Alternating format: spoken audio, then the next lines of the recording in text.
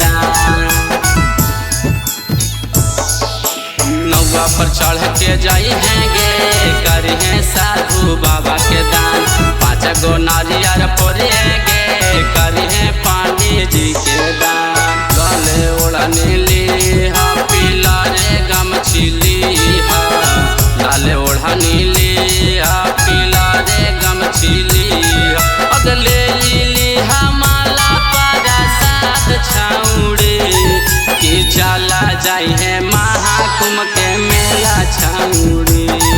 अगले ली है फूल पारा साथ छाउड़ी कि चले जाई है महाकुंभ के मेला छाउड़ी।